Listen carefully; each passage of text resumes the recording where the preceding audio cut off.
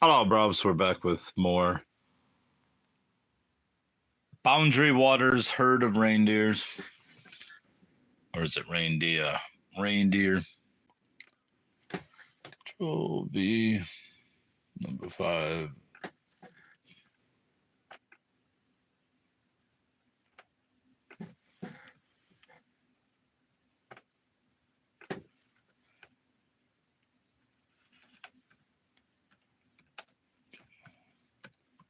Assembly. Hell yeah.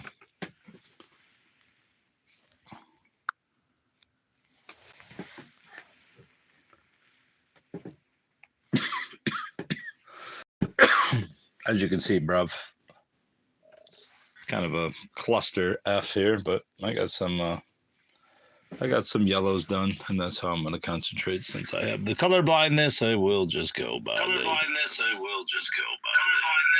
nice reverb. Is that green? That is green, bruv. I say that goes over there then.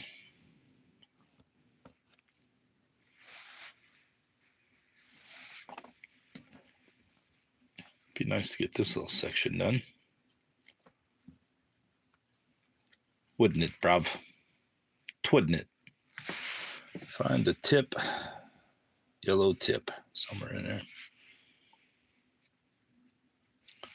This one's yellow tip, as yellow tip can get. That's not gonna fit. How about this fucker? This piece should be very easy to find, but I can't seem to locate it anywhere. I'm also doing the reindeer heads.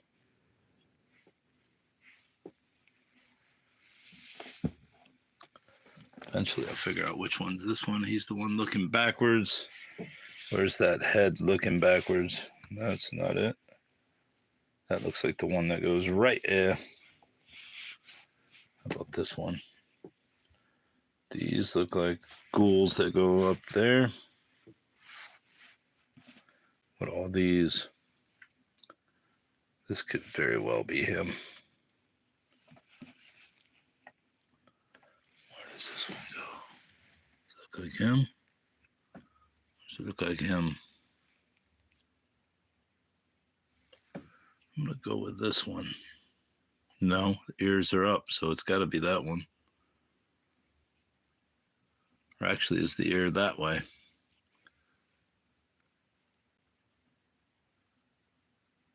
It's got to be that one or that one.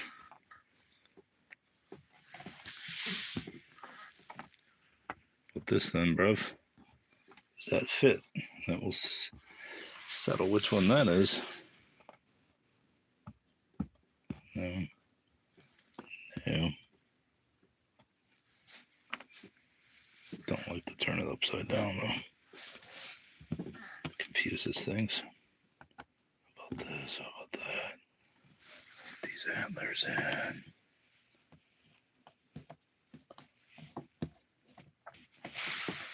What do you got, Brobs? What you got?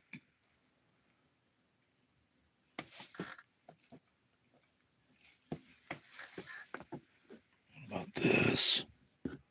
No way that's going in there. I think these antlers have to be this one.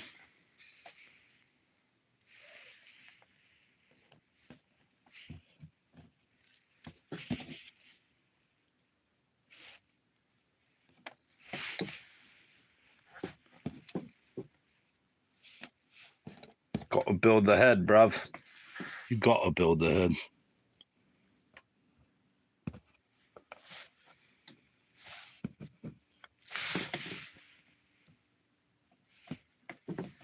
This one kind of looks like him, don't it? Very much looks like him. It's gotta be him, bruv. It's gotta be this one. There he is. He's coming to shape, bruv. But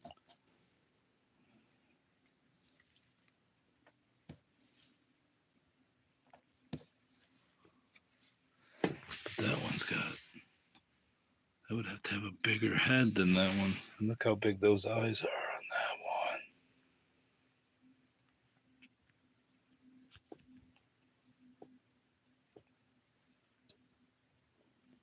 Something tells me that's not him. That's the one up there.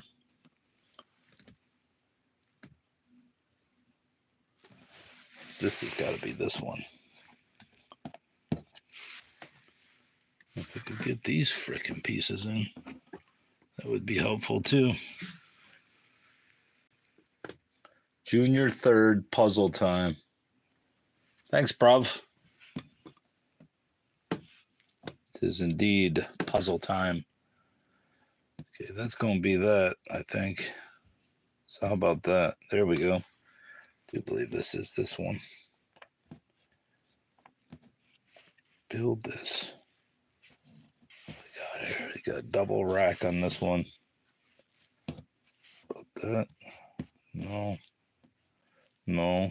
No.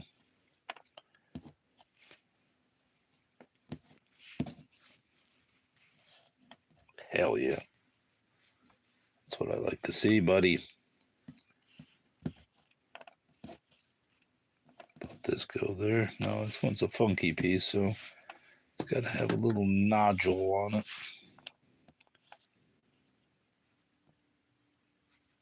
Doesn't have it. Where's that nodule?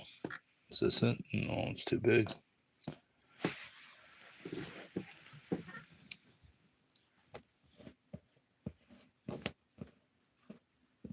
That go into there.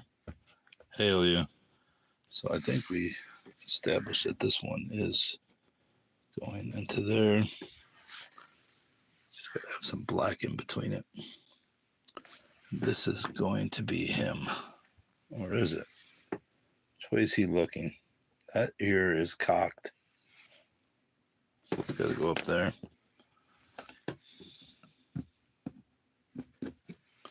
About these ears, I would say these go on this one.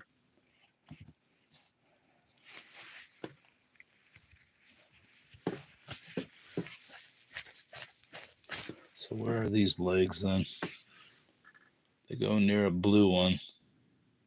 So that's going to be up here too. Maybe that's why there's not that one. It's because it's on this side. It's on this freaking side, dummy. See? See?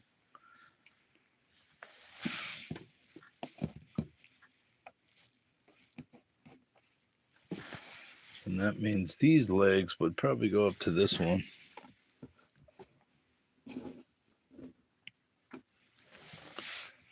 Since this one already has his legs.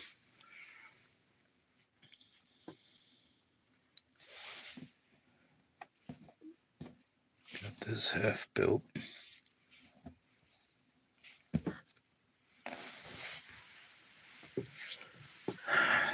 Okay, where do these legs go then? These legs don't go to that one. They got to go to this one then. Is it this one? I would think it is that one. So that's the one looking that way. So that was got to be that one. These legs, these look like legs.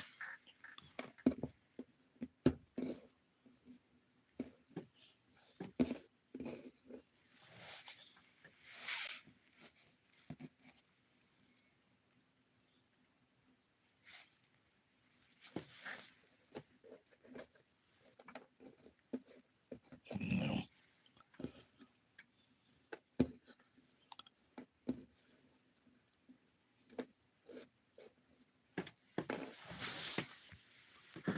What's this?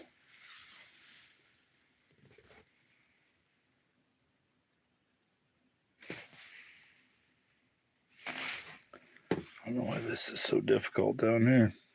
Should be easy.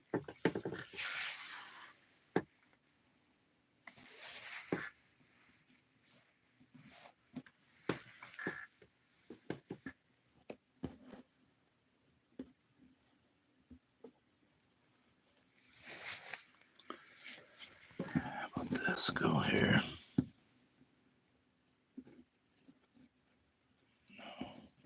Does it?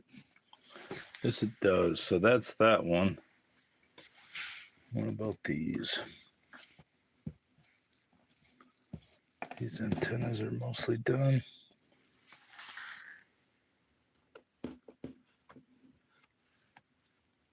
Antennas. They're called antlers, you idiot. Antlers. All right, so where's green legs? Green legs. They go like that. I'm going to say right there. So that's that guy.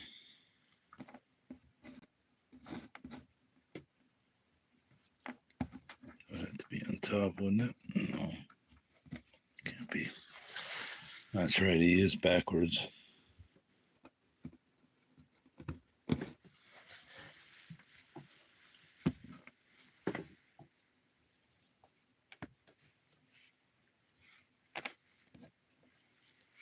This can't be that hard to put this piece in. The hell is it? What is this?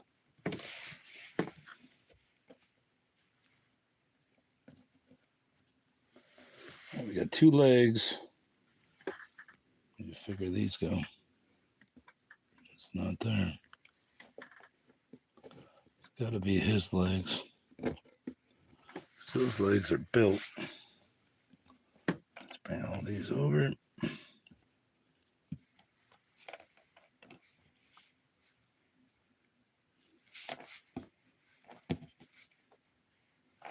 I just want to get this section done. Be done with this.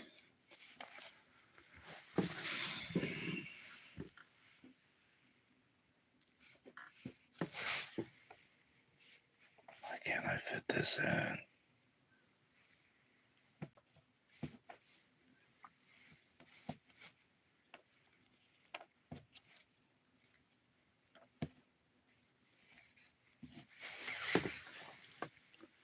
Crash. Let me buy this white channel, bro. All right, how much? I'll sell you this channel, motherfucker.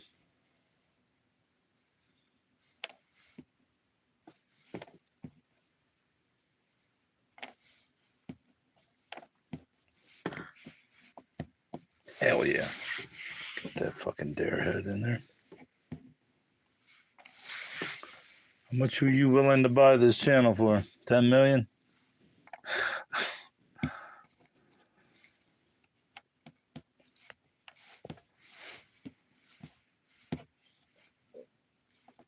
I'll give you a discount, 10 million.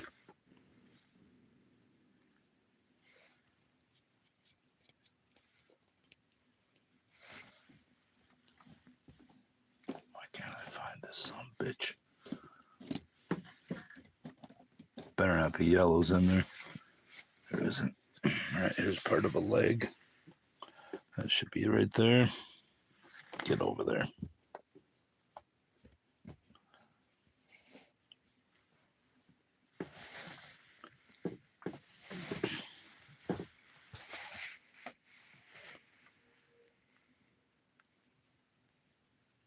This piece should be rather easy to find.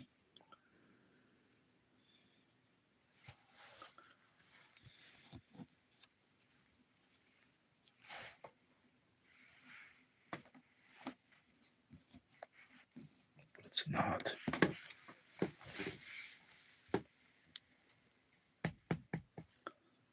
Why the hell can't I find that piece? It's got to have blue on it too, so. About this.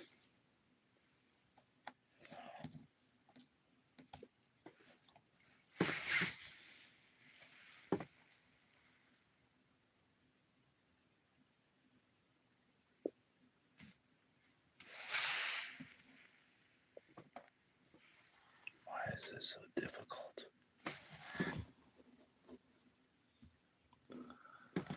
Legs got to be up there for this sumbitch. These have got to go together somewhere at some point.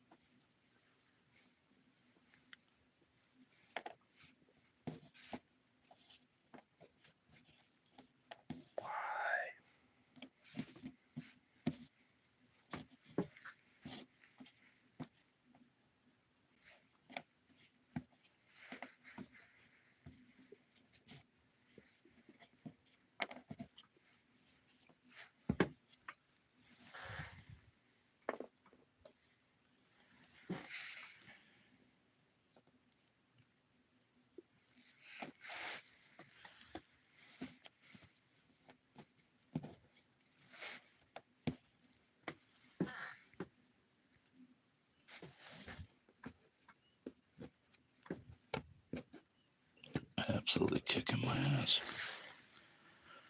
More leg.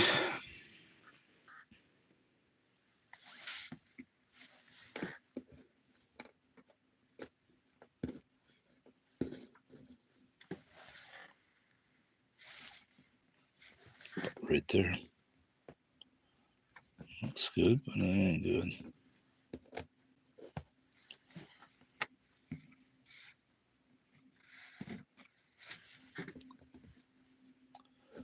It's definitely going in there.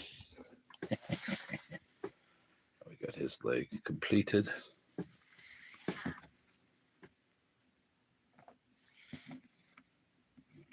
This fucked up piece.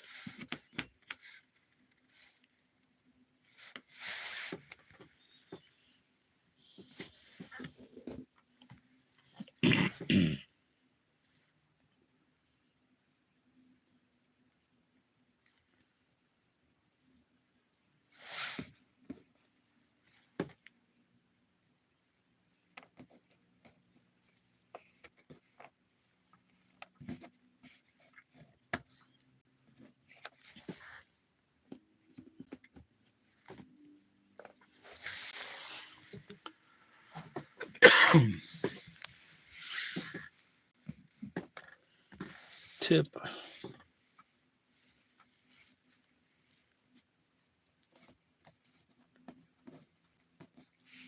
don't know why I can't find this piece.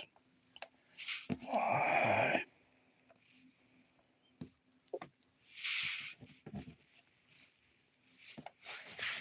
Should be very simple. Very simple. Where's these legs go? Over here? I would assume so.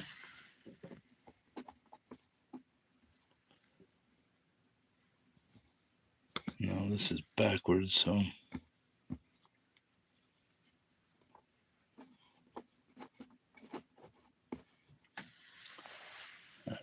Tip.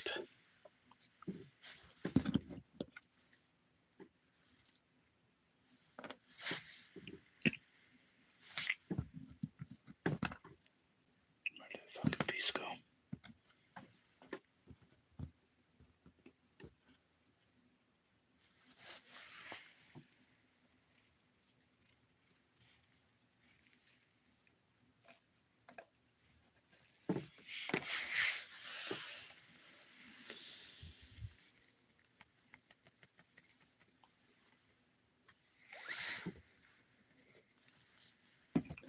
Right there. Give me some antlers. Right frickin' now.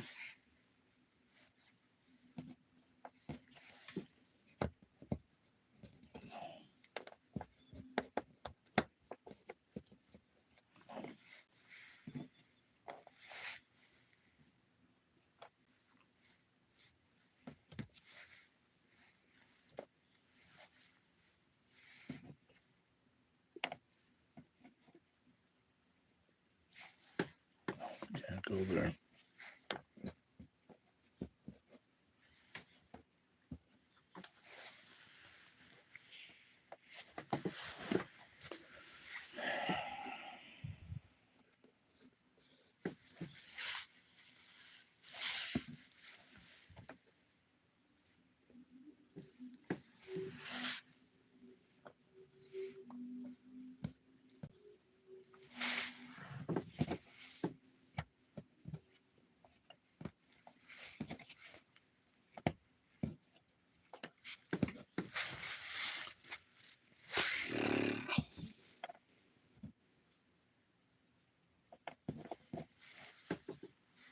Eyeball.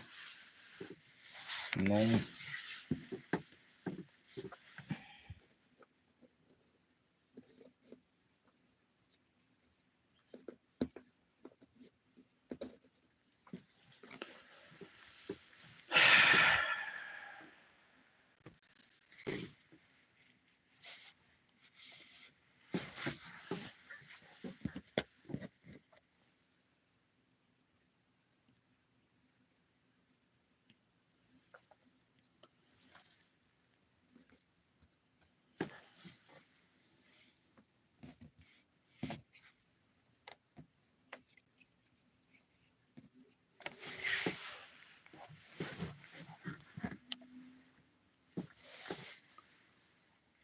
Gotta be in here, right?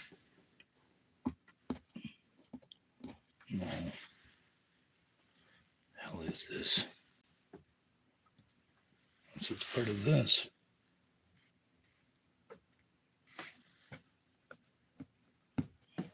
Why is it kicking my ass? Why?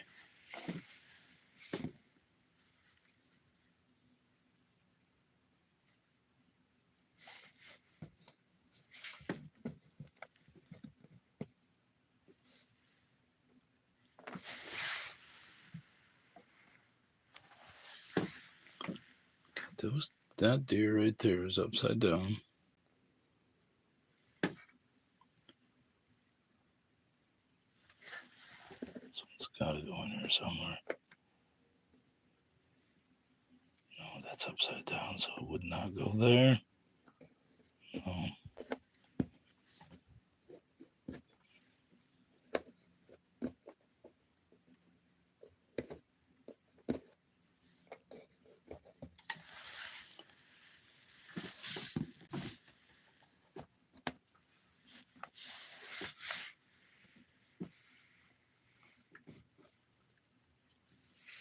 It's part of legs.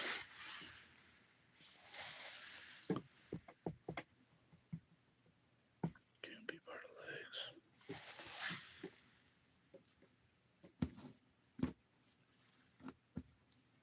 What is this one doing?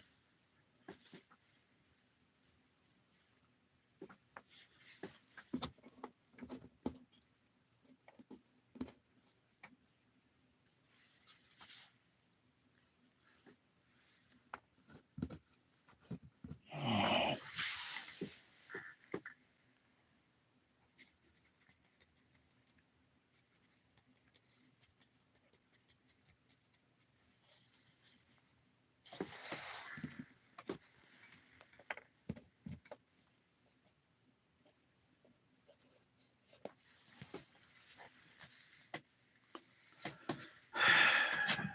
What the fuck is this?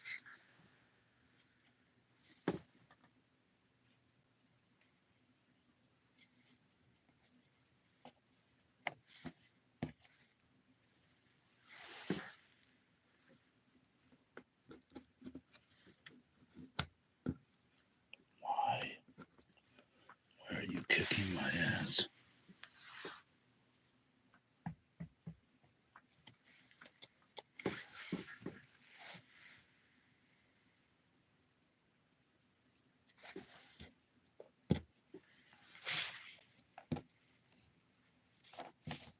Don't know why I can't get these pieces. Just can't get them. Nothing. Alright, I have to go one by one until I find this fucker. None of these are it.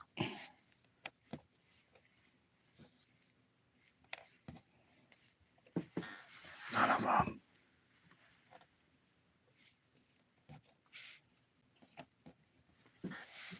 Why?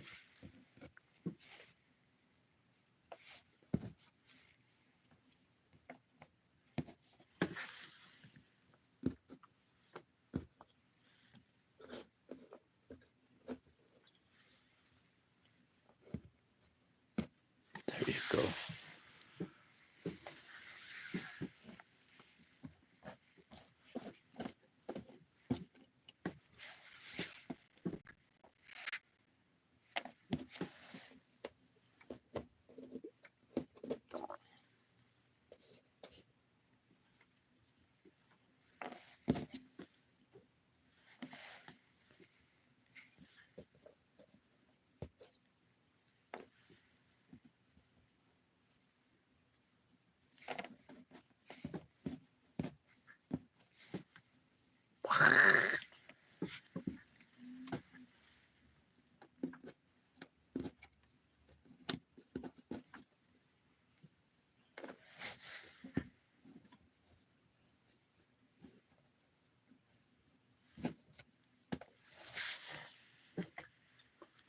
Fucking puzzle's kicking my ass right now.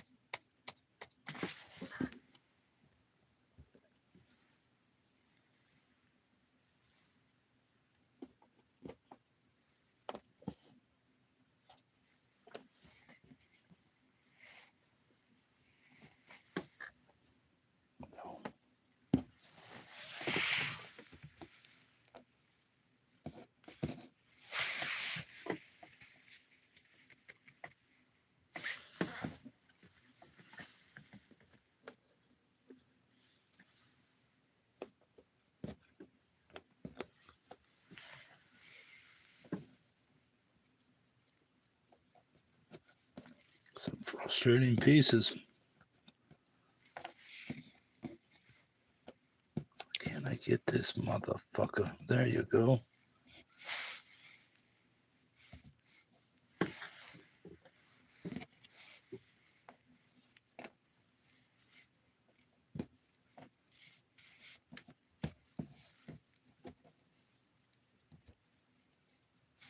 There? I don't think so. I guess it does. Embarrassing.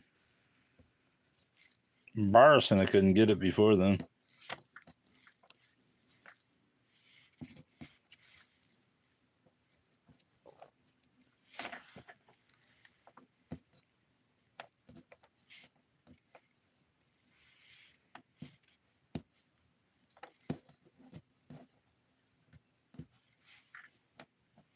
Why?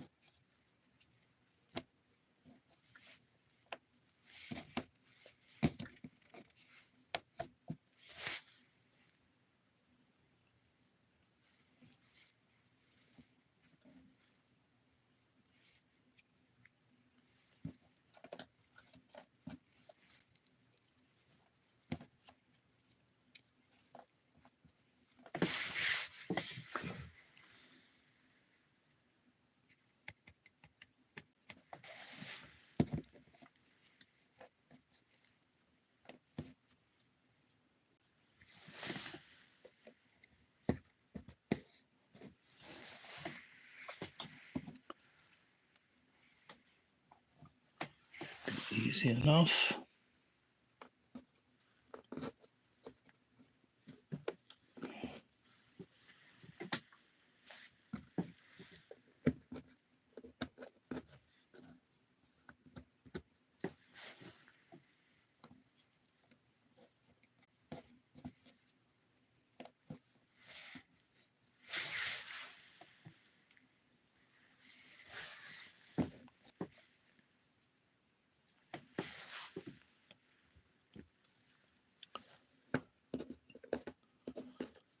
Going in there either. Fucker.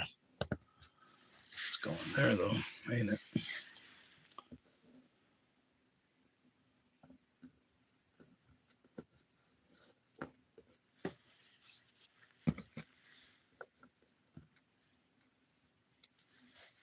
Oh, that's right. I was supposed to put on the fucking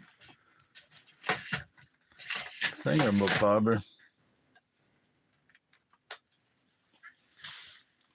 Get some fucking sound going on there.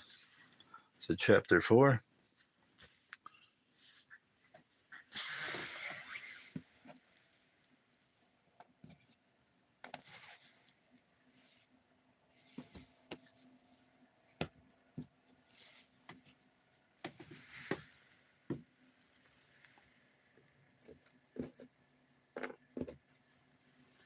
These look like legs.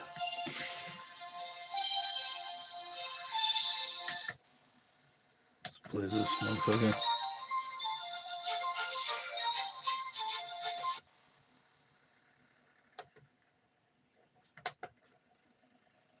Give me the menu. One channel. Lecture 4.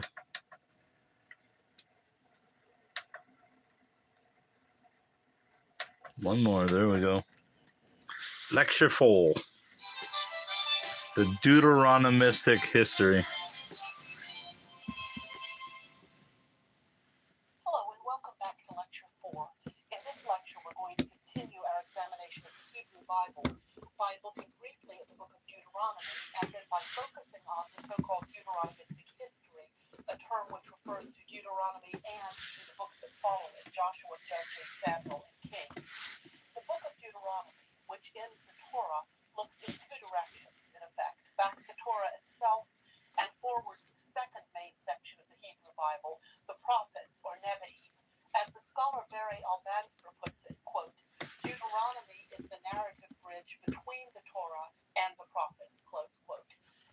section of the Bible called prophets is traditionally further subdivided into the former prophets and the latter prophets. The former prophets are the books we'll be talking about in this lecture: Joshua, Judges, 1st and 2nd Samuel, 1st and 2nd Kings. The latter prophets, which we'll turn to in the next lecture, are the books of Isaiah, Jeremiah, Ezekiel, and the 12 minor prophets. And in the next lecture, I'll talk about what prophecy means, what a prophet is. But in this lecture, I want to look at the former prophets, not in connection with the latter prophets, but in connection with Deuteronomy and as part of the Deuteronomistic history. The hell is this? Deuteronomistic history is a term used to refer to the theory It's part that of the a. books of Deuteronomy through Could second be over here. form a I think unified that's all whole. done, They should be basically. read in some sense as a unit, as a unified narrative. And the reason that scholars think this, the reason for reading these books as a unified narrative, So is that means Joshua, Judges, Samuel, and it's got to be Kings part of this body, reflect doesn't it? throughout the theological viewpoint that is articulated in the book of Deuteronomy itself. So I want to begin by looking at Deuteronomy and talking about That's what what's kind of going on here. theological viewpoint it gives us as a bridge to Let's see where this fucker's going. Now, as the closing Right there. book of the Torah, Deuteronomy narrates the end of Moses' life and leadership. The word Deuteronomy That itself can't go means there. second law. It No comes from fucking the way, Greek that's word right. meaning It second isn't. law, Deuteros and Nomos. And this refers to the assumption that within the text itself, Moses refines and amplifies the law he had presented earlier in the Torah.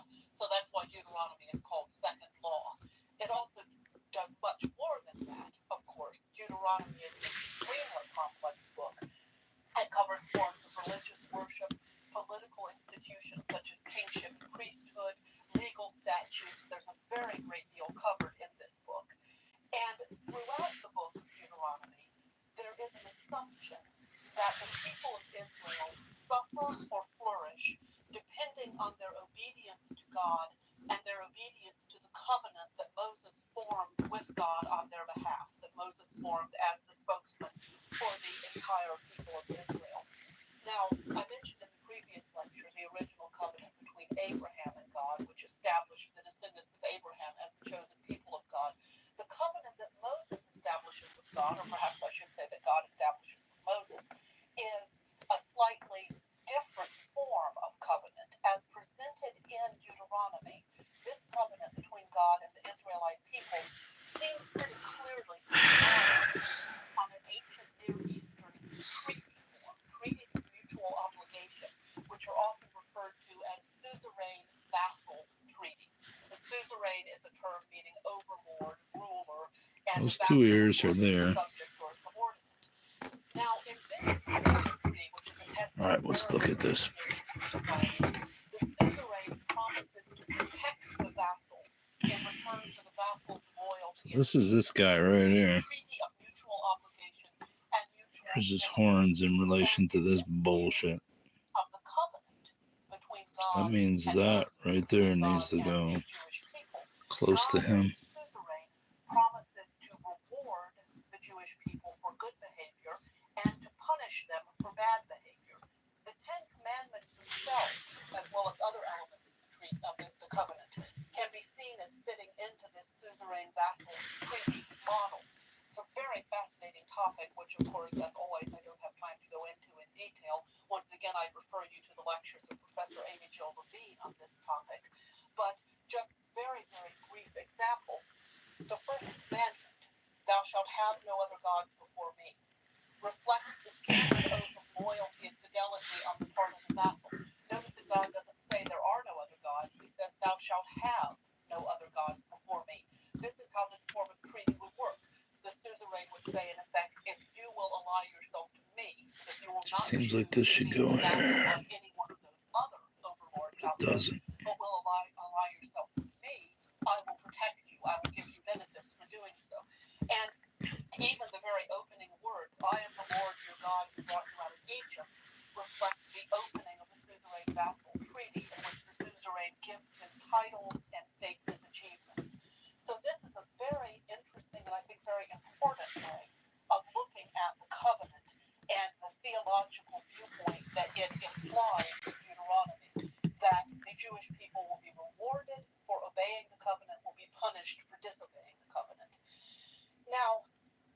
theory of the Deuteronomistic history, This. in its strongest form, posits that the book of Deuteronomy itself, at some point, was edited specifically to serve as an introduction to the next four books of the Bible. That Deuteronomy was reworked, was crafted in order to provide a fitting introduction to the discussion of the rulership of Israel under the judges and then later under the kings, under the monarchs.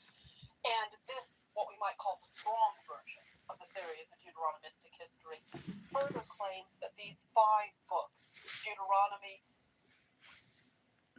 Joshua, Judges, Samuel, and Kings, counting 1st and 2nd Samuel and 1st and 2nd Kings as one book each, the strong version of the Deuteronomistic history theory claims that these 5 books were compiled by a single editor, or at least by a single school. Just as in art, we can talk of School of Michelangelo, meaning a painting done by a follower of Michelangelo. We can say that there are schools of literary work as well. Now, some scholars think that there are too many internal inconsistencies Finally got in it. this stretch of 5 books for us to say that we can see one author's hand. So where does this go? And so what we Up might here? call the weaker There you go, you of the dumbass. Deuteronomistic history theory posits successive editions of this section of the Bible, beginning as early as the 7th century So we got those 2 and deer. continuing into the period of the Babylonian exile, which again is 586 through 538 BC. But whether these books represent the work of a single redactor or editor, or of several editors over a period of a couple of centuries, the writer, or perhaps writers, of the Deuteronomistic history faced the task of explaining why, in the face of God's covenant with Israel, several events of history had happened as they did. First and foremost, why did the Israelites adopt monarchy as their form of government? Think about that for a moment. If God is their suzerain, if God is their ruler, why do they need another one? Why do they need a king? Why do they need a monarch? Where did that come from? Once the monarchy had been founded, why did the United Monarchy, which was founded by Saul and reached its high point under David and Solomon, why did it divide into 2 parts, Israel in the north and Judah in the south? More troubling still, why was the northern No, I kingdom can't get them back together. by the Assyrians in 722? And worst of all, why did the Babylonians succeed in subduing Judah and capturing Jerusalem itself in 586? So in the face Just of don't this understand treaty, what this the is. suzerain vassal treaty, the covenant under which God says he will protect the Hebrew people, why did these things happen as they did? Now, within the covenant as treaty framework established in Deuteronomy, the Deuteronomistic history portrays these events as the consequence of the This just vassal's goes over there. disobedience to their overlord. We're not going to say that God fell down on his side of the covenant, right? So we're going to have to say it must have been the people, the chosen people, who failed to perform their obligations under this treaty model of the covenant. And so the various stories of different leaders, culminating in the establishment of the monarchy and the Davidic line, are all, in this reading of this section of the text, directed towards explaining the ultimate failure of and destruction of that monarchy, both after its division into 2 parts and before. This helps explain, I think, a certain discomfort with the very idea of monarchy that's obvious as early as 1 Samuel chapter 8. The people of Israel had asked Samuel, the prophet Samuel, to appoint a king for them. And 1 Samuel 8, verses 6 through 20 reads in part, "The thing displeased Samuel when they said, 'Give us a king to govern us.' Samuel prayed to the Lord, and the Lord said to Samuel, 'Listen to the voice of the people and all that they say to you, for they have not rejected you, but they have rejected me from being king over them. Just as they have done to me from the day I brought them out of Egypt to this day, forsaking me and serving other gods, so also they are doing to you. Now then listen to their voice. Only you shall solemnly warn them and show them the ways of the king who shall reign over them.'" So you see, God says they have rejected me. They're asking for another king. They're falling down on their part of the bargain. So Samuel reported all the words of the Lord to the people who were asking him for a king. He said, "These will be the ways of the king who will reign over you." And then he goes through this list of horrifying abuses. He'll enslave your children. My favorite in the list of abuses is he will take your daughters to be perfumers and cooks and bakers. Terrible fate. He will take 1/10 of your grain and of your vineyards and give it to his officers and his courtiers. He will take your male and female slaves, work, and it culminates with the Lord saying, on that day you will cry out because of your king, whom you have chosen for yourselves, but the Lord will not answer you on that day. But the people refused to listen to the voice of Samuel. They said, no, we are determined to have a king over us, so that we also may be like other nations, and that our king may govern us and go out before us and fight our battles. This introduces the monarchy. And as I said, I think it's not an exaggeration to say that there was a real discomfort with the whole idea of monarchy present there. The people insist, and so Samuel in effect says, well, okay, and the monarchy begins. Now, I've been referring throughout this lecture, and will continue to, You son of a bitch. to the Deuteronomistic history, because that is the term that scholars use to refer to this segment of the Bible. But the term history, as applied to these books, must not mislead us into thinking that they follow modern standards of historiography. As Banster puts it, the same scholar I quoted a few minutes ago, quote, this material is not historiography in a social scientific sense, but then it does not pretend to be. It tells the story of the nation from the theological perspective that Israel prospered and suffered in relation to how obedient or disobedient they were to the covenant, close quote. And the Deuteronomistic history, and for that matter, much of the rest of the Hebrew Bible, is as much a work of literature as of history. After all, that's why we're talking about it, and of course on great authors of the Western literary, not historical tradition. I think, in fact, that appreciation of the full richness of this text almost requires close attention to its literary aspects as well as to its value for history. As I've already noted, the books of the Deuteronomistic history were written, or at least were edited, long after the events they describe. For instance, David ruled probably at the end of the 11th and beginning of the 10th century BC. The Deuteronomistic history was probably compiled in or around the 7th century, so there's a gap of several hundred years there. That means that the writers had to draw upon their own imaginations to describe characters and events, to give conversations, to say how and when and why things happen. Now, this by no means implies that the authors invented the stories out of whole cloth, but neither was the author or authors a mere reporter. Now we can turn this fucker back. Writing down history as it's happening. This is someone taking the traditional stories and reworking them centuries later. Robert Alter uses the terms historicized prose fiction and fictionalized history to describe the Hebrew Bible in general, not just the Deuteronomy. These sons of bitches go up here somewhere. And again, this doesn't mean that there are no historical facts embedded in the text. There most certainly are. This is gonna go like this. Historicized prose fiction and fictionalized history serve to remind us that we are somewhere between history in the modern sense. What modern scholars and readers think of when they think of history, an account of what really happened as objectively as possible. And we're between that and what we moderns would categorize as fiction. We're somewhere in the realm of, well, a historical novel or a film about events in history that invents characters or at least puts conversations that we don't have any knowledge of into the mouth of historical figures. Alter compares the writers of the David stories in particular to Shakespeare in his history plays, and I find this a very, very useful, very fruitful comparison.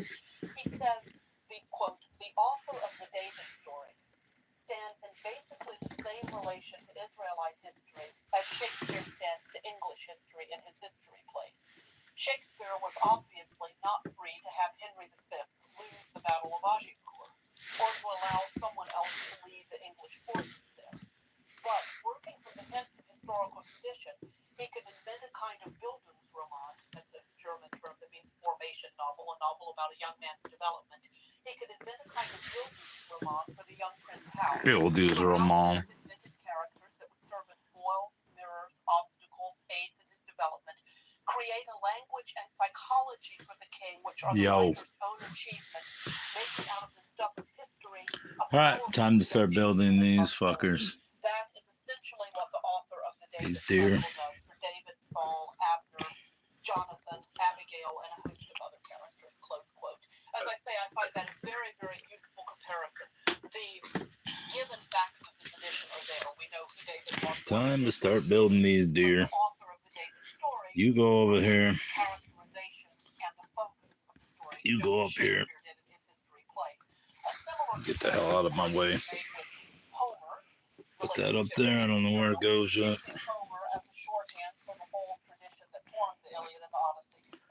Bunch of black pieces. And we'll return to these issues of the nature of history and the exact interplay between historiography and free invention at the beginning of part I should start building this deer down there. Discuss Herodotus and Thucydides, the Greek historians, and their relationship to their material. But back to the Deuteronomy. What we got here? The recognition that this is a literary work compiled and arranged with an overarching We got deer head. monarchy and on God's hand in history has Color is that pink? I think very important implications for That's our green. understanding of what it tells us about Let's bring all the greens monarchy down and here. the role Start of building. kings. And just as I did in the previous lecture when I chose the creation Come on, story boys. to focus in on some of the aspects of the documentary hypothesis, here I want to look in some detail at the story that I think Deer heads. when they're doing this kind of presentation of the Go up there. history.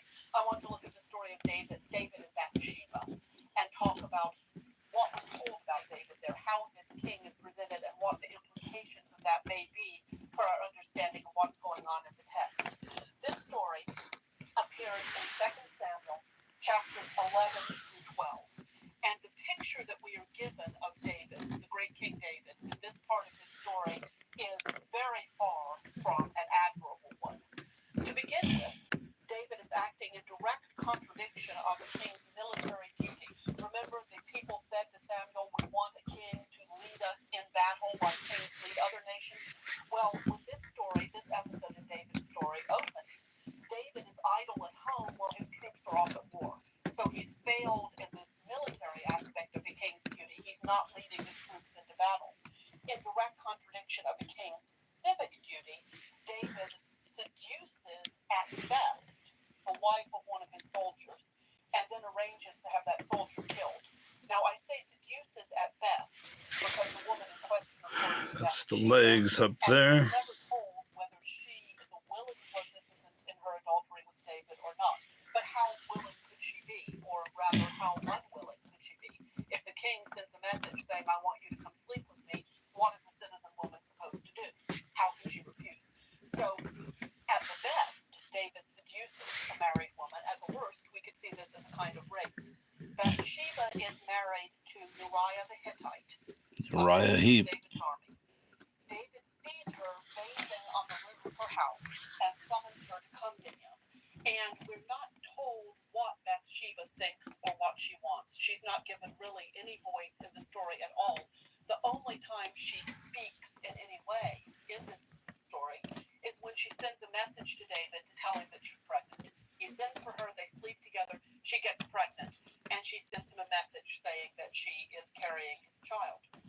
Now, once again, David does not show up in the most admirable of lights.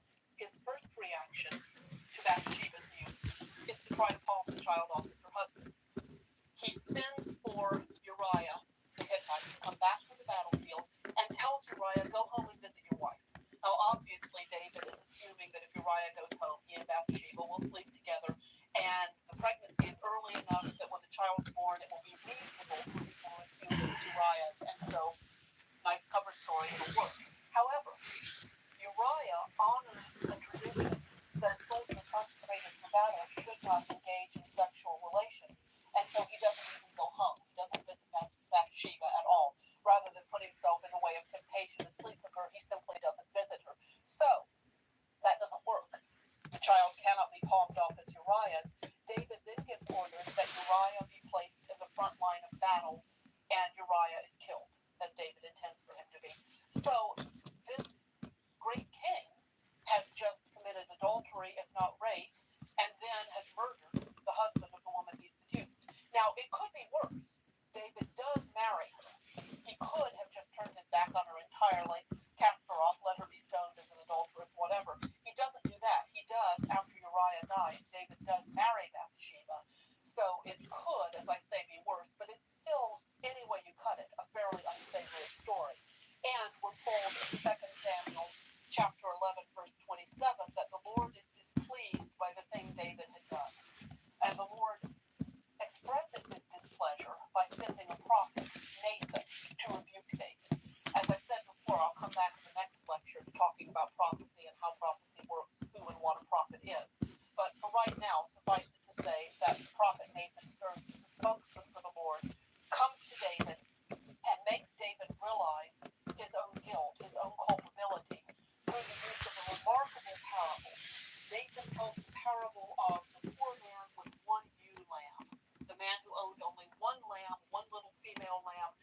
loved and cherished and used to carry in his bosom, and of which he was extremely fond.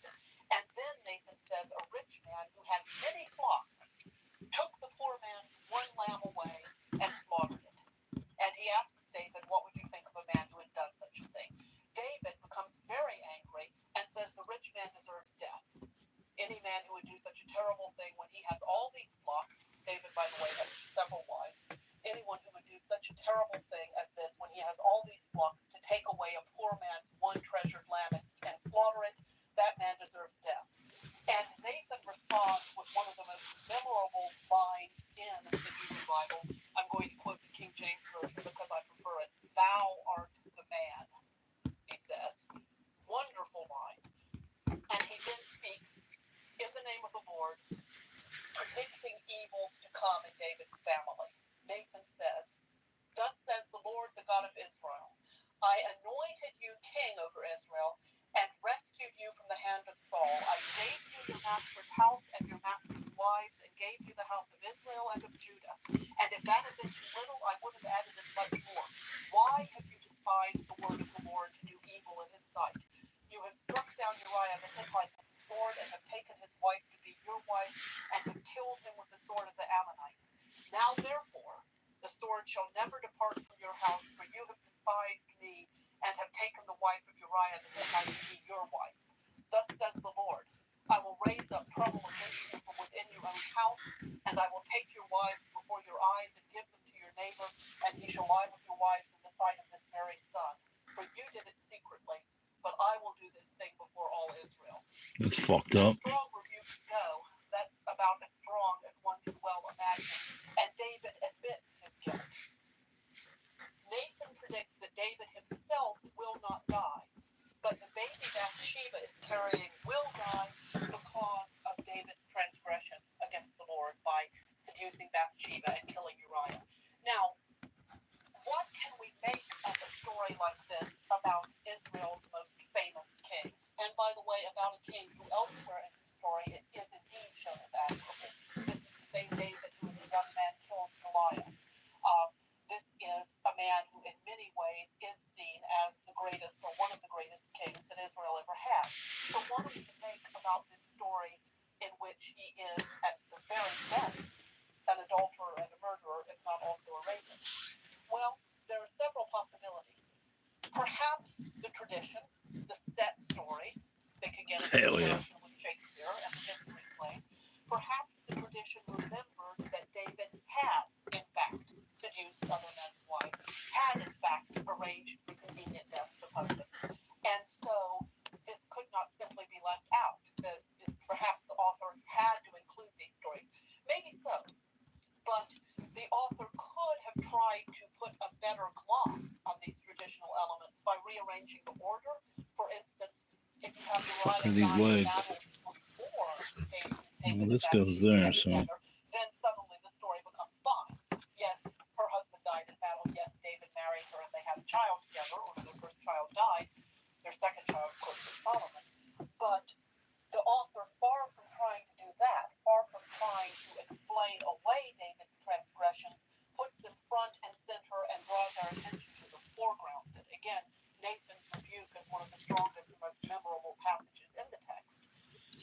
Maybe the author is, among other things, concerned to remind us that the legitimacy of the king did not depend on his own ethical behavior. Wanted to think this might go here. But even he Hell yeah, it does. at times evil. And maybe this is meant to remind us after the end of the monarchy.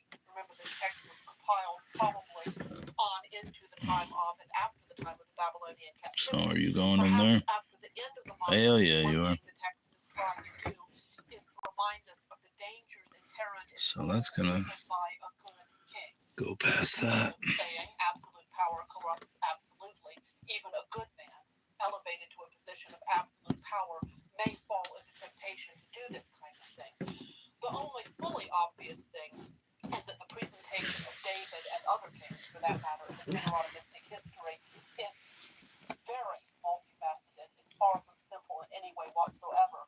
And once again, it's worth remembering that these books were written ex post facto, after the fall of the monarchy, probably not to explain what went right in the monarchy, monarchy so much as to explain what went wrong. And so this text is meant not to glorify David, but to show us Looking how to build David this little felt guy the right error here. and the consequences that had. Now, the idea, Those the eyes don't look theological right. idea that runs throughout Deuteronomistic These history, that eyes, God rewards good behavior and possibly. punishes bad behavior, underlies a conception of the whole More nature of legs, good more and legs. the There we nature go. of justice in the world, which is often referred to as the Deuteronomistic theology, because it's a view of theology that is articulated one way or another throughout this All right, we section. got those. In this understanding of the nature of the world, good fortune is in itself evidence of righteousness. If you are doing well, you must be a righteous person. And conversely, bad fortune is seen in and of itself as evidence of sin. If something terrible happens to you, you must have done something to deserve it. We'll return to this view of the world in Deuteronomistic theology, especially in Lecture 6 when we discuss Job, which is where this question is foregrounded, perhaps more than anywhere else in ancient literature. But under this understanding of the nature of the world, More when the legs. conquest of Judah by the Babylonians imposed calamity on the whole people, the question obviously arose, what have we done wrong? What have we done to deserve this? It cannot be that God has broken his half of the covenant and has let the Babylonians sack Jerusalem and take us into captivity when we haven't done anything to deserve that. He cannot have been unfaithful to the covenant. We must have been. What did we do wrong? And the Deuteronomistic history's presentation of the development of the monarchy is in part an attempt to answer this question. But it's not just sins of the monarchs. There's an implication in the Deuteronomistic history that the whole Israelite people also sinned or also went against the covenant. So according to Deuteronomistic history, what did go wrong? Well, the most important transgression Could find some legs up here. No, that's right. I got all those separated. to fall into idolatry, into worshiping other gods. All right, Even let's keep with Solomon this. was tempted by some of his foreign wives to give acknowledgement to those wives' native gods. So over and over again, there's a problem that the people tend to turn aside to other gods. Now, one fascinating point here that I touched on a bit earlier in the lecture, talking about the first commandment, thou shalt have no gods before me, is that the other gods are not denied or seen as meaningless or non-existent. The prohibition on having any other god before God, in other words, does not necessarily imply monotheism. In fact, if we read the covenant as being modeled on the suzerain vassal type of treaty, turning to other gods is seen as breaking the treaty's requirement of loyalty to one's overlord. That almost implies that there are other overlords out there to whom one could turn. And so the Deuteronomistic history in general does not yet seem to imply true monotheism. It implies instead a covenant between this God and this people, and the people's disobedience to that covenant. In the next lecture, we will return to discussing the latter prophets, and we'll focus in particular on the prophet Isaiah, and we'll see how in Isaiah true monotheism does come to be articulated in opposition to this pattern in the Deuteronomistic history.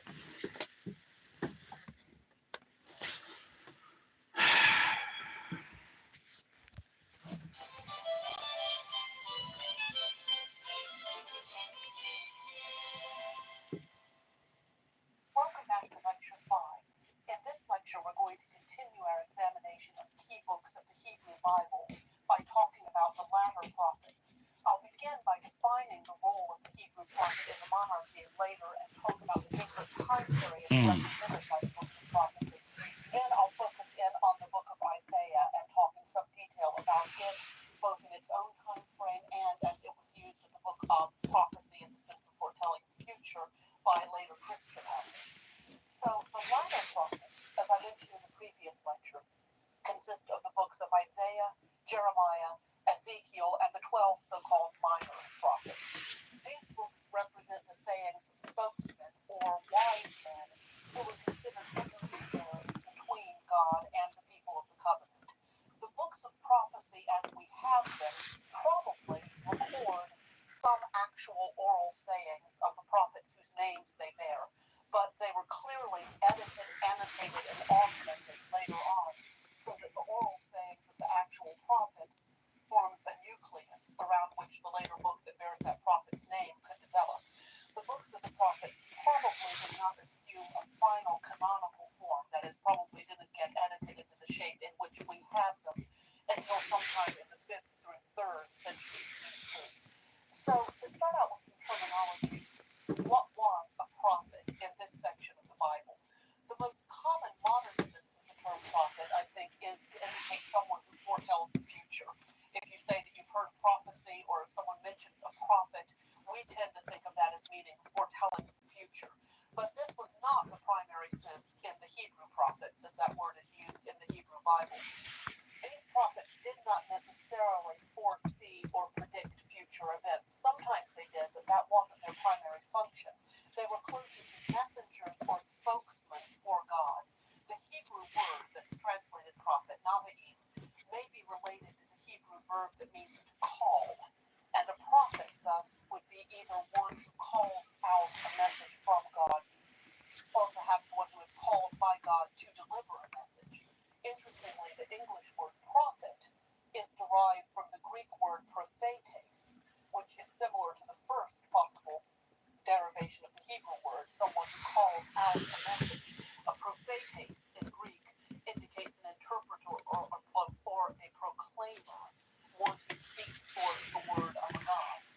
So the Hebrew prophets, and for that matter Greek prophets as well, were less concerned with predicting the future than with analyzing the people's behavior in the present in terms, in the Hebrew case, in terms of God's requirements for those people to maintain the covenant. And think of Nathan's rebuke to David that I read to you in the last lecture in 2 Samuel. That's a very good example of the kind of function that a prophet fulfills. Now, Nathan does foretell the future. He tells David that there will be trouble in David's household because of David's wrongdoing with regard to Bathsheba, that David's own family will suffer as a result, and specifically, he says that Bathsheba's baby that she's carrying at the time will die. So Nathan does predict the future, but as part and parcel of his chastisement of David's past and present behavior. So his main role is to rebuke David, and the foretelling of the future is subsidiary to that. However, Christian theologians very frequently interpreted the prophets of the Hebrew Bible as foretelling the coming of Christ. And that, I think, is where modern usage of the term got the primary sense of foretelling the future. That's the meaning that's present in Christian tradition and in the Christian literature. And so to look at the prophets for the purpose of discourse with an eye to their effect on the Western literary tradition, we really need to consider both how books of prophecy in the Hebrew Bible were interpreted at the time when they were written, what they were doing in their own culture, and how they were interpreted later by Christian authors and then by authors building I on gotta the stop. Christian tradition. There are 4 major periods of prophetic activity that we can discern in the Hebrew Bible, from the early monarchy to the post. But I'll wait till this one's over. That is the period right after the Babylonian captivity. The first period of prophetic activity in the early monarchy, that's the 11th through the 9th centuries BC, was a time when prophets apparently served both to advise and to warn the kings. Now, there had probably been prophets before the development of the monarchy in the sense of itinerant preachers, itinerant wise men, local, perhaps, advisors who could be consulted by individuals and who could advise the community. This is how, for instance, Deborah seems to function in Judges 4. But with the advent of the monarchy, prophets assumed increased importance. The prophet could announce that God had chosen a particular individual king, for instance, or a prophet could announce that God had rejected a particular individual for kingship because of that individual's wrongdoing. And of course, the prophet also, think again of Nathan, served to a certain extent as a means of control of the king, as a means of limiting the king's absolute power by saying, if you continue to act in the way you're acting now, you will displease God.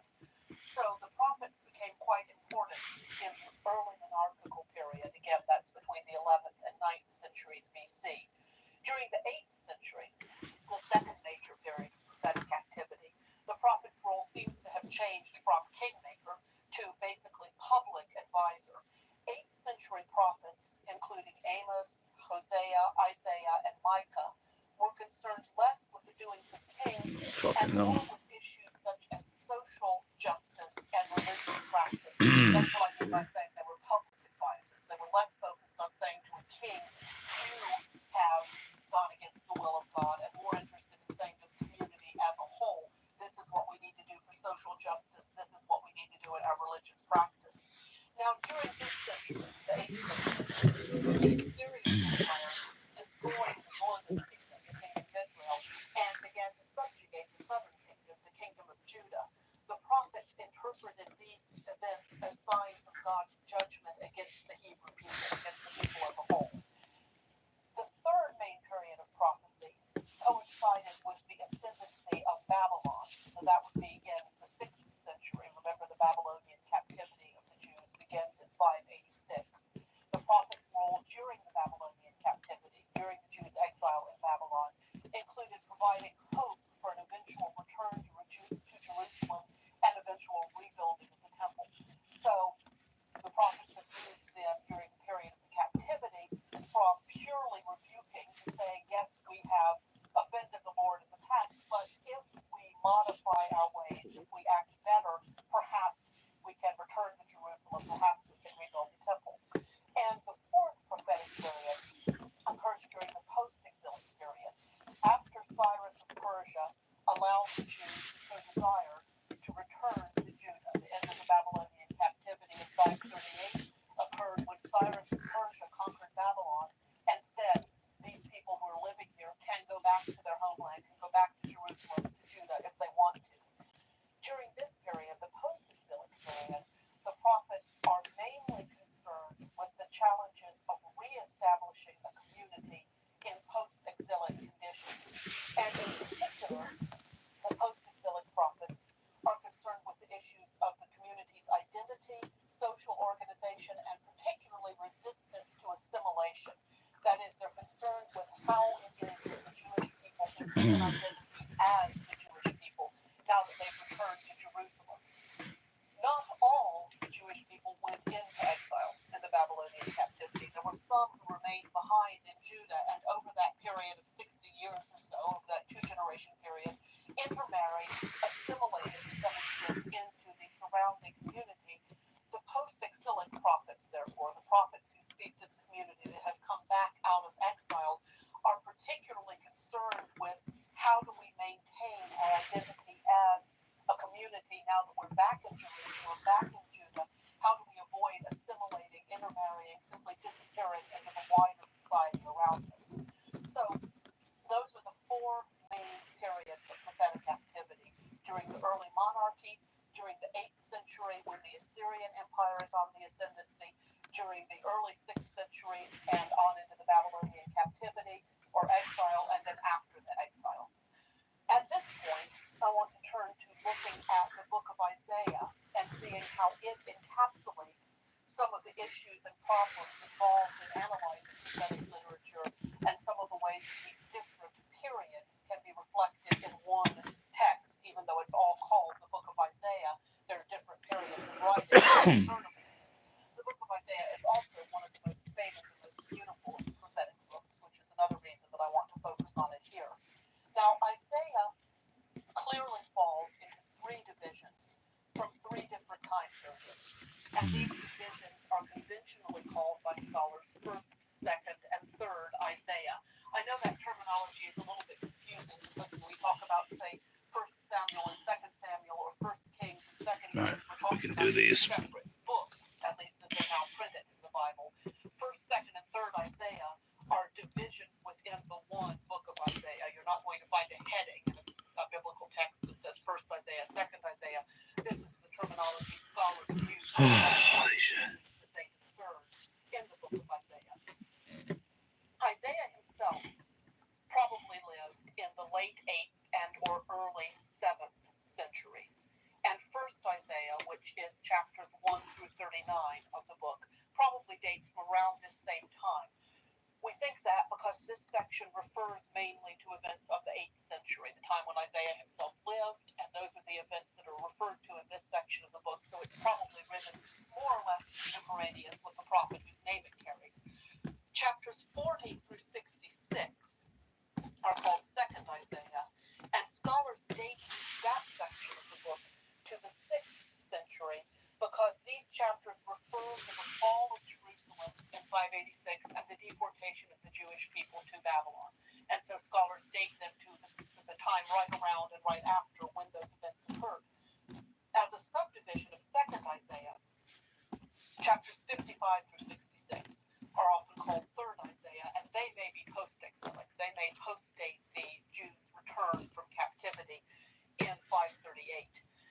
Now, these three parts were not joined together randomly to form the book of Isaiah as we have it. There are thematic connections throughout the book. It shows careful editing and careful patterning. One reappearing theme is the same one articulated by the Deuteronomistic history, as we talked about in the previous lecture, that all the events of history reflect God's plan, that everything that has happened is due to the plan of the intervention of God. And this, in Isaiah, includes the actions of great empires, such as the Assyrian Empire in the 8th century, the Babylonian and Persian empires in the 6th century. So not just the actions of individuals, but the actions of whole empires, according to Isaiah, reflect the overarching plan of God for human history.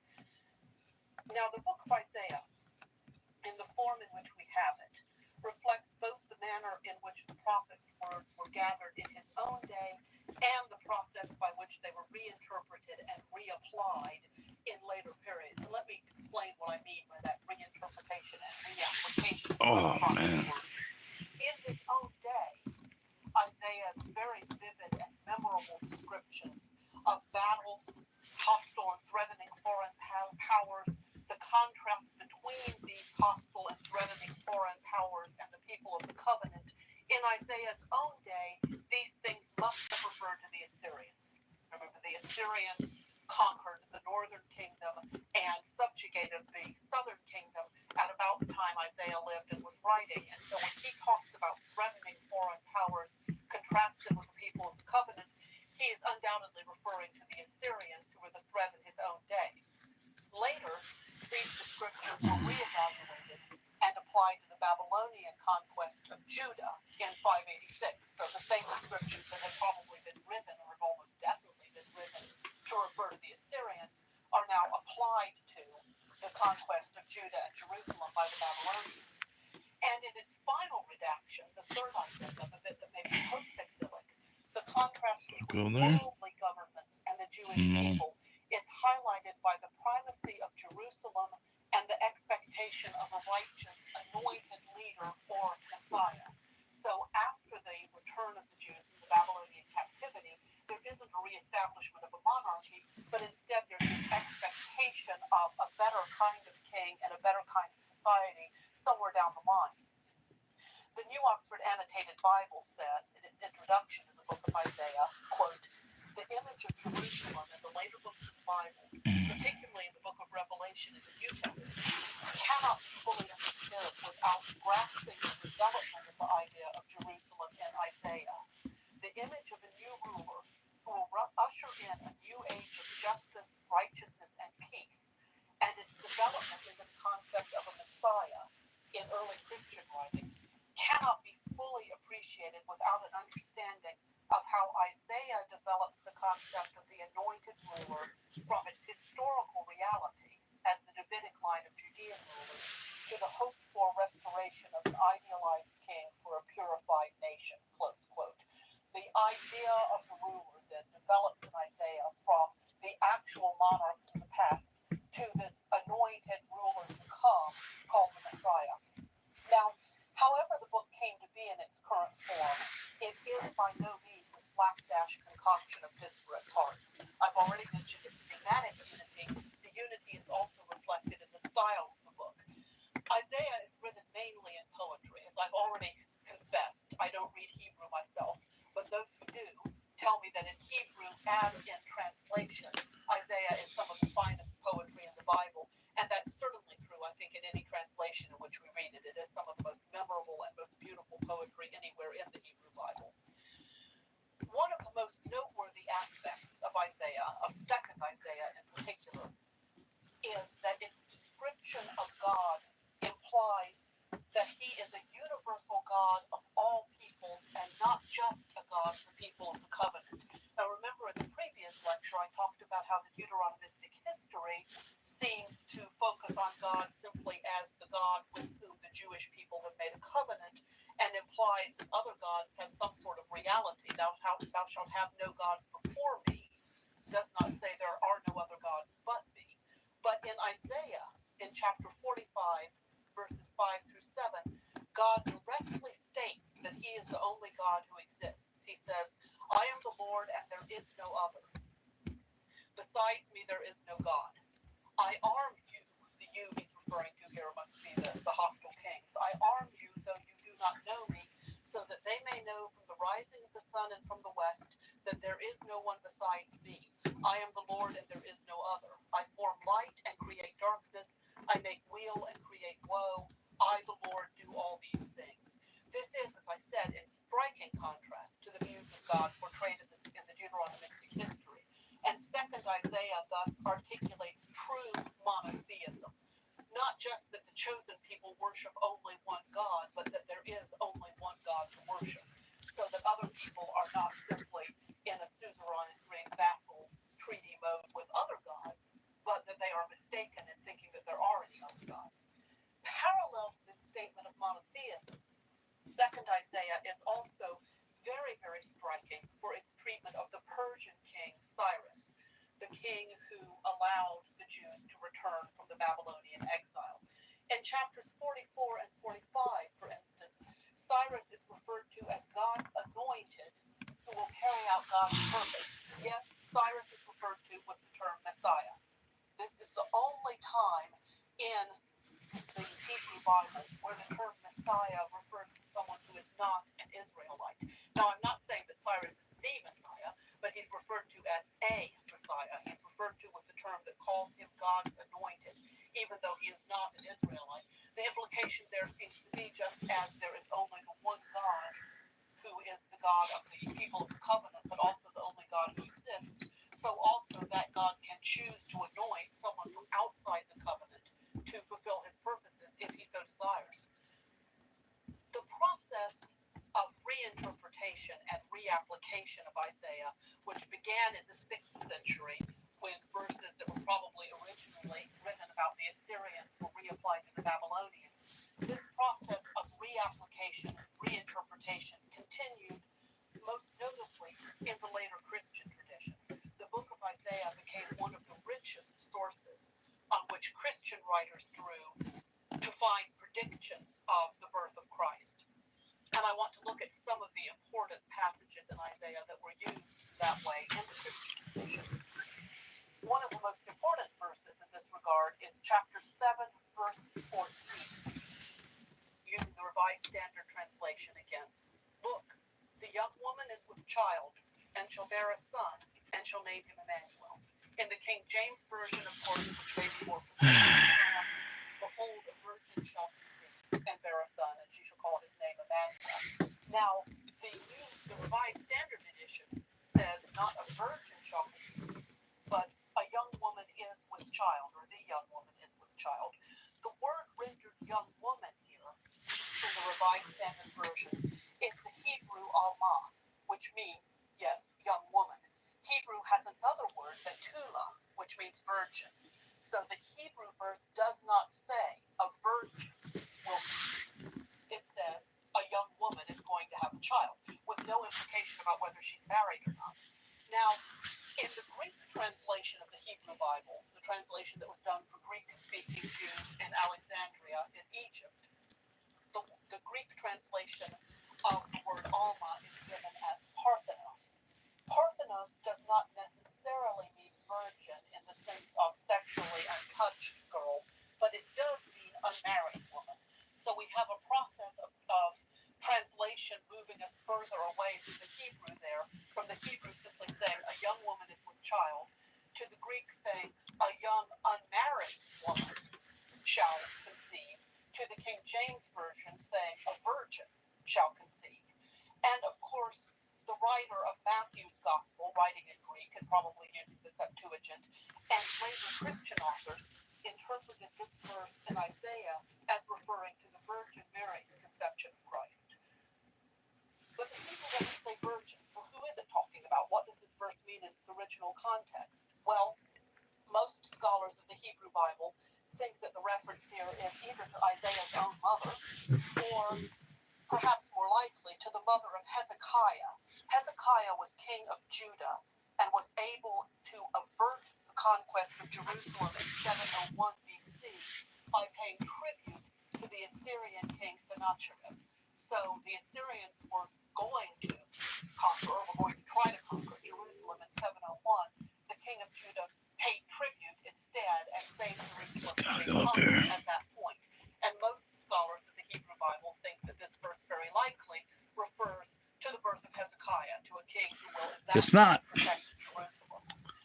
Another crucial passage in Isaiah for later Christian thought was the description of the suffering servant at chapter 53, verses 3 through 9. I want to read this to you at some length. It's a very familiar passage, though again, probably more familiar to most of us in King James than in the Revised Standard Version.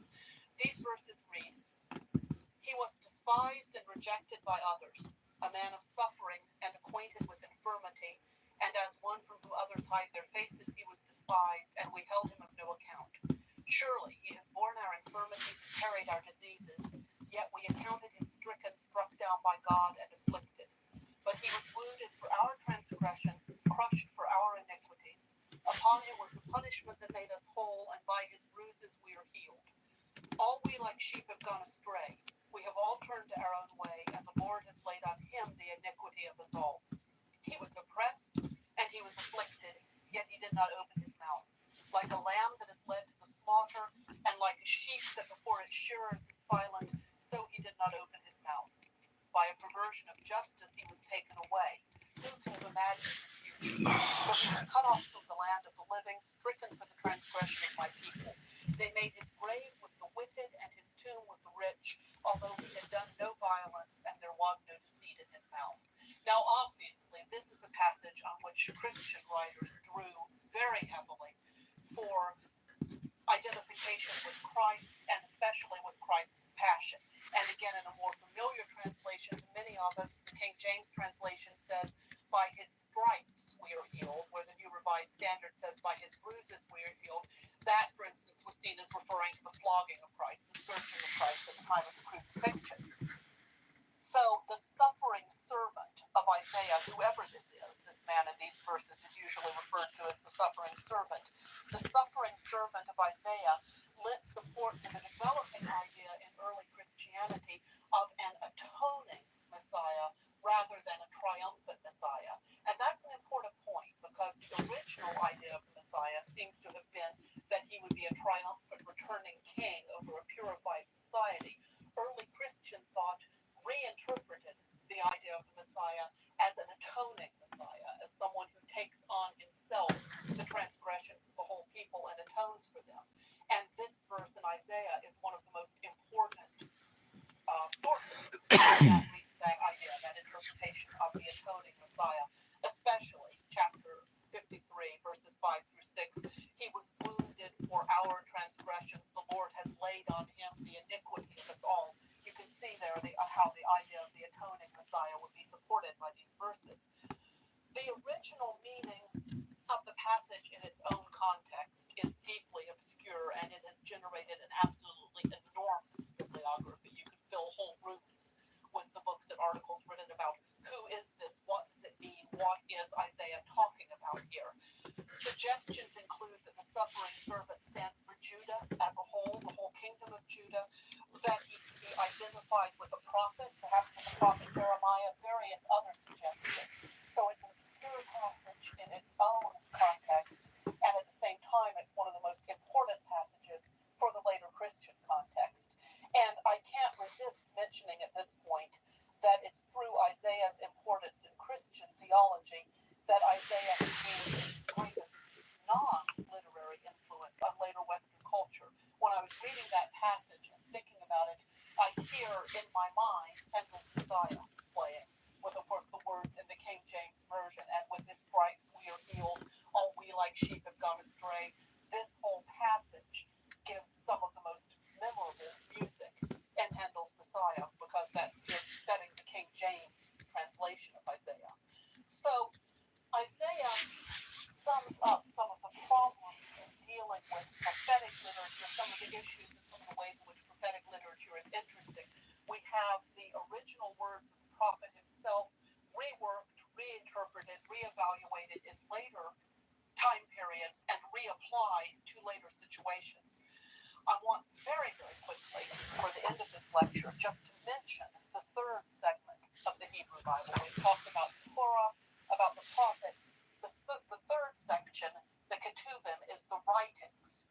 That's what the word means, writings, which includes more or less a conglomeration of everything else that isn't It's got to be Torah there, or doesn't it?